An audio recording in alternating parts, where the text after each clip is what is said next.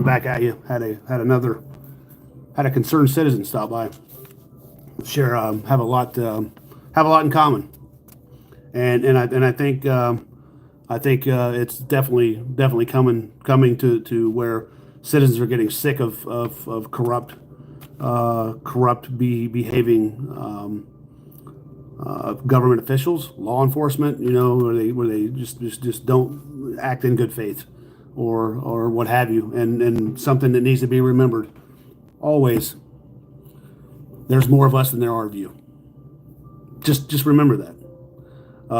You know, I'm not invoking violence. I'm not invoking, you know, anybody to go do, you know, start fights or anything like that. But you know, this country was founded on God, guts, and guns, and tyranny did not win, did it?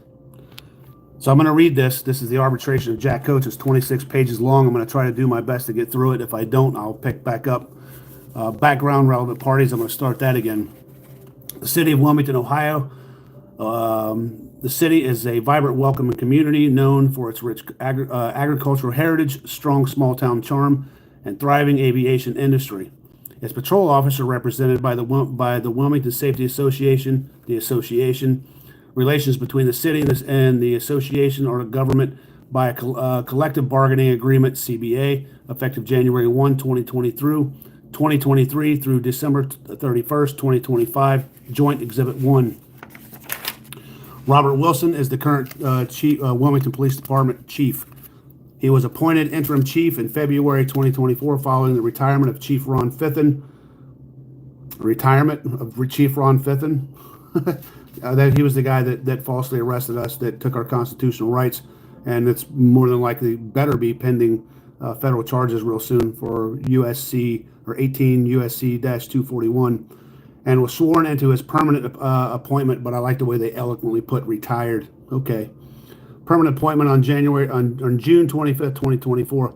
He began his Wilmington PD career as a patrol officer in 1999. Officer Jack Coates, grievant, began his law enforcement career in 2012 as a motor carrier enforcement agent with the Ohio State Patrol, before transitioning to a paramedic role with the City of Wilmington Fire Department in 2013. While serving as a paramedic, he also contributed to the Wilmington Police Department Special Response Team, SRT, as a medic in 2019. Then Wilmington PD Chief Ron Cravens recruited Officer Coates to join the Wilmington PD. He attended the Ohio Peace Officers Training Academy, OPATA, and was recognized as class leader and Top Gun. Top Gun means he outshot everyone. Since joining Wilmington PD, Officer Coates has held multiple leadership roles, including association president, a position he held until his discharge. Field training officer, drug recognition expert, SRT team leader. He continued his education by earning a master's degree in public administration and obtaining numerous tactical certifications, many from the Ohio Tactical Officers Association, OTOA, conference which he attended annually. Officer Coates has no disciplinary record with the City of Wilmington beyond the matters involved in this grievance. From the Fire Department to Police Department 2019. In 2020 and 2021, OTOA training was interrupted by COVID. At least 2022 and 2023, and apparently for several years beforehand, Officer Coates attended the OTOA TOPS conference and was compensated for all related overtime, including participation in live fire events. His overtime claims for these years were approved without dispute. During both 2022 and 2023, he submitted overtime for drive time, live fire participation, and networking sessions that extended beyond scheduled class times. At no point did the city officials challenge the legitimacy of these overtime requests. See Generally Association Exhibit 3. Officer Coates and OTA TOPS 2024. On January 14th, 2024, Officer Coates submitted an employee educational request to attend the OTOA TOPS conference in Sandusky, Ohio, from June 10th to June 14th, 2024. City Exhibit A through 3. In this request, he described the value of the course to the city and noted that he would not need a hotel because his parents lived nearby, reducing cost. Then Chief Fitton approved the request on January 17, 2024, and the mayor's office approved it shortly thereafter. City Exhibit A3. On Sunday, June 9, 2024, Officer Coates left his home in Clinton County and drove approximately 3.5 hours, approximately 185 miles, to Kalahari Resort in Sandusky, Ohio, to check in for the TOPS conference. According to the association's account, after completing the check-in process, Officer Coates drove to his parents' house, located at approximately 40 to 45 minutes from 43 minutes from the conference site. His overtime submission for June 9th reflected 4 hours within the description drive time to OTOA. On Monday, June 10th, 2024, according to both parties, Officer Coates left his parents' home at 6:45 a.m., stopped for coffee, and arrived at the Kalahari Resort by 8 a.m. He then attended scheduled training sessions until 4 p.m. At 4, he and the other conference participants boarded a bus and took them to Sandusky County Sportsman's Club, about a 45-minute drive away, for a live fire event and the conference dinner for the crew. This was an off-site vendor-sponsored demonstration that afforded conference participants an opportunity to learn about the newest law enforcement equipment and to network with vendors and each other. The live fire and barbecue dinner part of this event was scheduled to last until approximately 7:30 p.m., with a hospitality event scheduled to last at least till 9 p.m. Officer Coates testified at the arbitration hearing without contradiction from the city that he had attended this event the previous 2 years and that the city had approved and paid him overtime for attending. Officer Coates submitted 3 hours of overtime for June 10th, one for 1 hour for drive to OTA and the 2 hours for the OTA training. On Tuesday, June 11th, Officer Coates left his parents' house at 8 a.m. and arrived at Kalahari Resort by 9 a.m. He attended training sessions and vendor exhibitions until 4 p.m. That evening, Officer Coates attended the conference dinner, which was scheduled to begin at 5 p.m. However, the dinner started late, and Officer Coates did not receive food until 5:15. He stayed through the raffle, but did not claim overtime for this time. For June 11th, Officer Coates submitted 1.5 hours of overtime under the description of OTOA, and later clarified that this was for drive time to and from the conference. On Wednesday, June 12th, 2024, Officer Coates attended an off-site training session in Avon Lake, which began at 8 a.m. and ended at 4 p.m. He then departed from Avon Lake at 4 p.m. and arrived at his parents' house by 4:30 p.m. Officer Coates logged 0.5 hours of overtime for the OTOA training. On Thursday, June 13, 2024, Officer Coates followed the same schedule as the previous day, attending off-site training in Avon Lake 8 a.m. to 4 p.m. before returning to his parents' home. He submitted 1 hour of overtime for OTOA training. On Friday, June 14, 2024, Officer Coates left his parents' house at 7 a.m., attended training at Kalahari Resort at 8 a.m. to 4 p.m. He then returned to his parents' house, and instead of immediately driving home, he later left his parents' house at 6 p.m. to return home to Clinton County. Officer Coates submitted 4.5 hours of overtime for the June 14th, with one hour listed as training and 3.5 hours listed as drive back from OTOA. So, Interim Chief Wilson's initial queries. Monday, June 17, 2024, was the first work day following the TOPS conference. Interim Chief Wilson was still interim chief. He would not be sworn in as chief until 8 days later. He testified at the arbitration hearing that he reviewed Officer Coates' overtime submission and became concerned about the total number of hours claimed. He electronically denied the overtime submissions listed below. Text in blue Officer Coates' original explanation for the overtime. Text in red is the interim chief's Wilson explanation for the denial.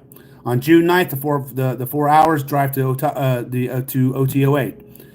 In red, travel time is not compensable under the FLSA. Bullshit. FSLA for out-of-town conference when you don't travel back and forth, pending a legal opinion. June 10th, 1 hour, drive to OTOA. Conference started at 08. That's all. June 10th, 2 hours, OTOA training. Need additional information, in red. June 11th, 1.5 hours, OTOA in blue. In red, need additional information. In the subsection, Chief Wilson testified at the arbitration hearing that later learned that this drive time, as well as the similar drive time on June 14th, was compensable under the FSLA, and that he subsequently approved these overtime submissions. They are not an issue in the grievance. June 12th, 0.5 hours in blue, OTO training. In red, need additional information. June 13th, 1 hours, blue, OTOA training. In red, need additional information. June 14th, 1 hour, training OTOA. Red, need additional information. June 14th, 3.5 hours, drive back from OTOA. Denied as it is not compensable under FLA pending a legal opinion. Well, he found out that it was. Duh. See Exhibit A through 8. Interim Chief Wilson was also sent an email to the assistant to the executive director of OTOA saying that an employee attending an OTOA conference the previous week had submitted a large amount of overtime and asking which each session had ended. So you don't even trust your own cops. Wow, dude. What an insult. Sorry, man. City Exhibit number 9, the assistant responded with Officer Coates' schedule and indicated that the class on most days ended at 4 p.m., just like he said it did. After denying these overtime requests, Interim Chief Wilson sent a formal letter to Officer Coates, CC-D, to the Mayor's Office, Human Resources, and the City Auditor, saying, "Your comments merely indicated OTOA or OTA training. I need you to clarify what the extra hours were for. Once you answer the above questions, we will re-examine the overtime request and for approval." City Exhibit A through 4. Though this letter was dated June 17th, it was not emailed until the morning of June 18th with the instructions, OFC Coates, or Officer Coates, please see attached letter. I believe that you are working tonight, so I expect an answer by tomorrow. See City Exhibits A through 4, A through 5. About 40 minutes after receiving this letter, Officer Coates responded, "Attached are the maps of the 2 locations, my parents' home and Kalahari resorts. I left in ample time to get to the resorts and find class which I was in. Sunday drive time was to Kalahari to register and then to my parents' house. If you have any further questions, let me know." See Exhibit A through 5, Officer Coates' email. Then described his belief that the interim Chief Wilson had developed a personal grudge against him, in quotes, based on several actions interim Chief Wilson had taken since becoming interim chief, none of which were directly related to Officer Coates' request for overtime. These actions are not directly relevant to the analysis of this grievance. However, they are first and many indications that more than one person involved in this grievance let personal animosity cloud their professional judgment. Less than an hour later, Interim Chief Wilson replied, "I appreciate your response and your opinions as previously requested.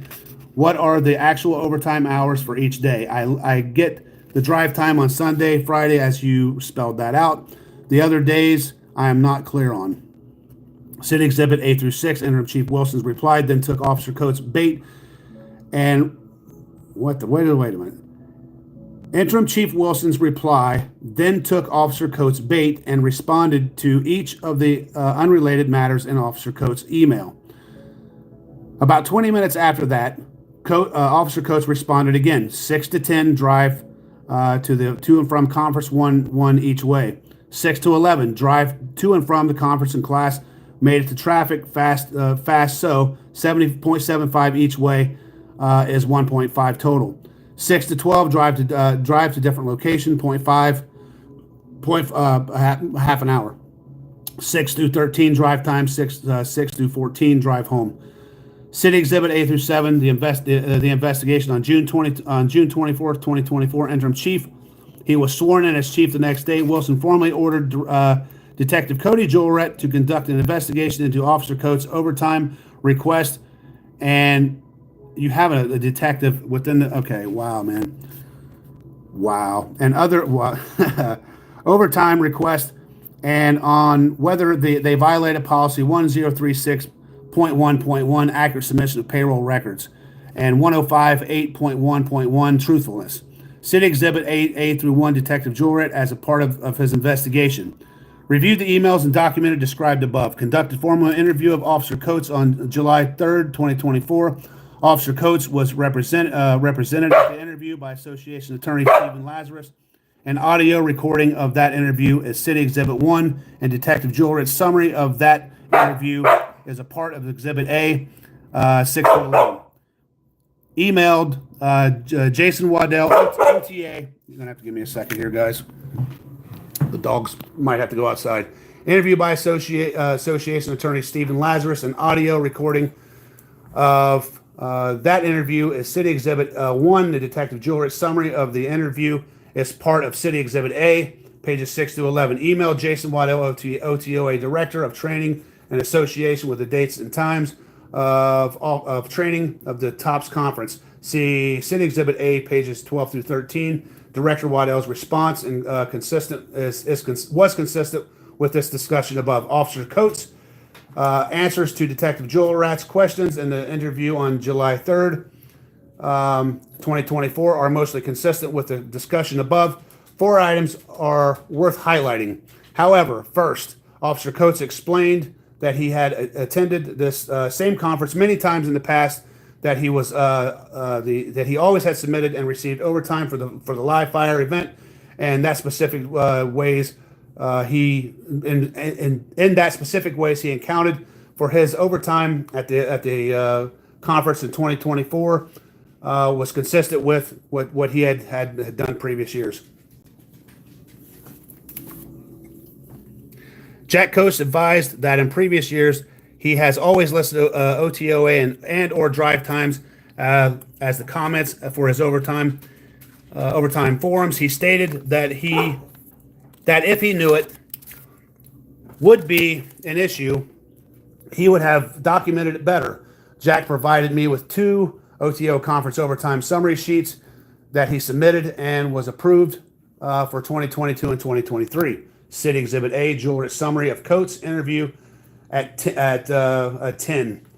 Second, Officer Coates admitted several times over that his overtime entries were sloppy and imprecise, my words, precisely because he had never before been told to keep better records.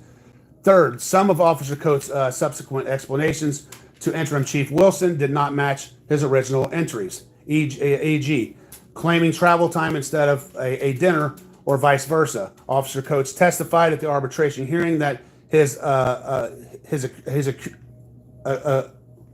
stated that this occurred because, I'm sorry guys, my eyes are going bad. When he responded to Interim Chief Wilson, he did not have his notes in front of him, and his memory was not entirely accurate. He explained that he did not keep detailed notes about this overtime because such detailed explanations had not been required of him in the past. Well, no shit. It's conditioning.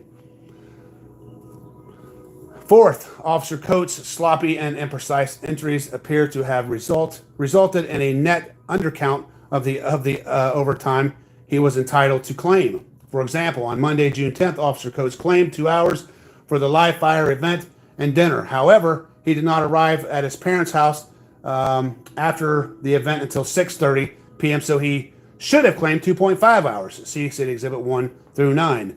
On Tuesday, June 11th, Officer Coates claimed 1.5 hours for the drive time, 2 from his parents' house, the conference located in the Kalahari Resort, but did not claim the 2 hours he spent at the conference dinner ID at 9.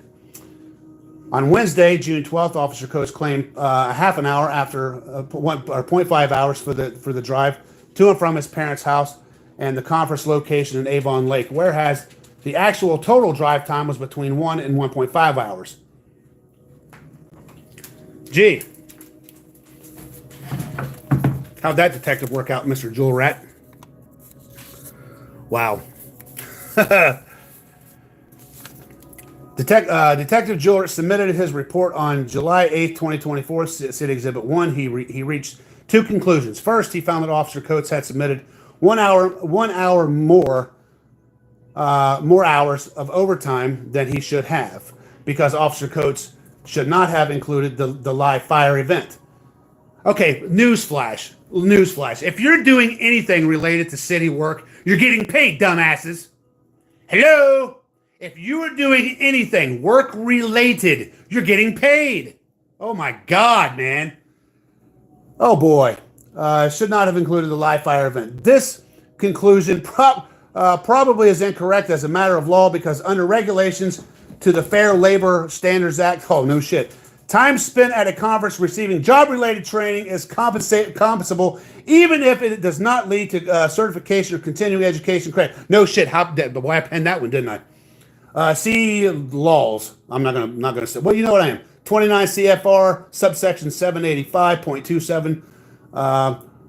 More importantly, for purposes of this grievance, however, is that the part of Detective Jewelret's conclusion does not mention that the city had approved in previous years overtime payments to Officer Coates for attending this precise event at the precise conference. Second, Detective Jewelret found that Officer Coates did not provide Chief Wilson with the full truth on the matter at hand, City Exhibit 1 at 16. However, apart from the live fire event, Detective Jewelret did not find that Officer Coates was deliberately untruthful in an effort to overstate his overtime, only that he was sloppy in his record keeping and imprecise in his subsequent explanations to Chief about what his claimed overtime was used for. If this isn't like targeting, I oh boy, here we go. Jewelret thus found the Officer Coates was untruthful Jewelret thus found that Officer Coates was untruthful, in quotes, in the sense of inaccurate, rather than the sense of deliberately lying.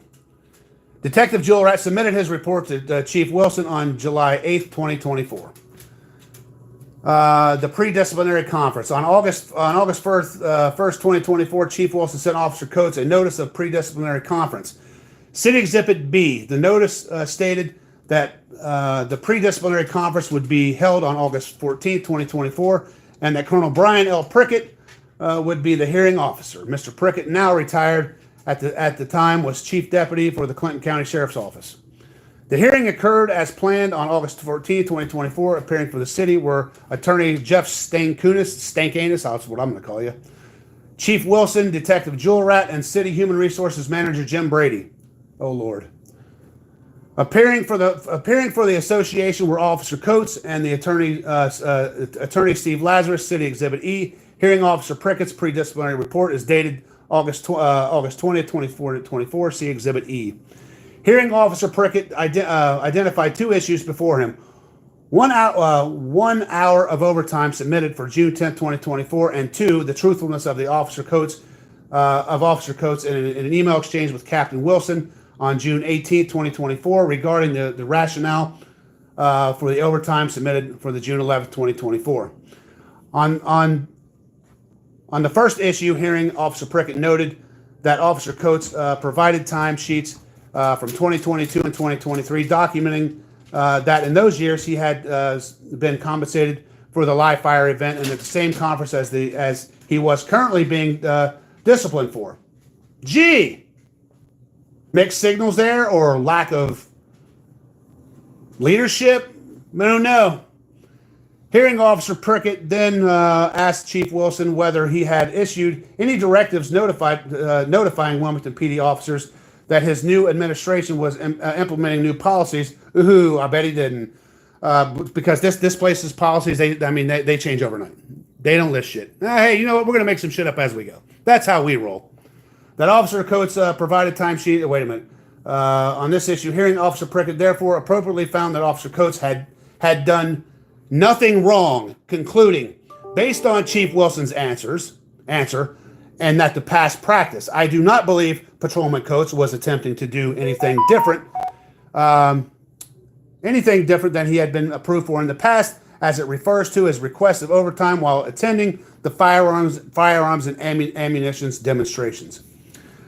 On the second issue, regarding truthfulness, hearing Officer Prickett noted that the attorney Lazarus admitted on behalf of Officer Coates that Officer Coates' emailed response to Chief Wilson on June 18, 24 was not 100% accurate, but that at worst Officer Coates was guilty of imprecision or being mistaken rather than being deliberately untruthful.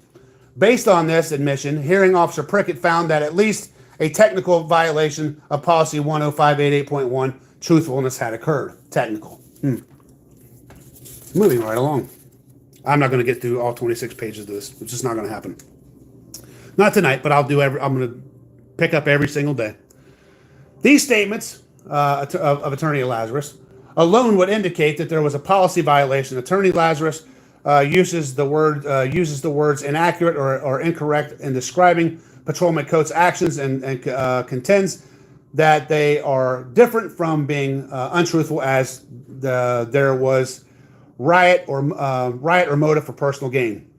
I would agree that there does not seem to be an attempt at personal gain based on past practice, and the amount of time in question is 1 hour. However, a question was asked by a superior officer, and the response provided, regardless of the word used, untruthful, inaccurate, to describe it, was not what it should have been. The response should have been a direct description. However, direct answer to the chief's question.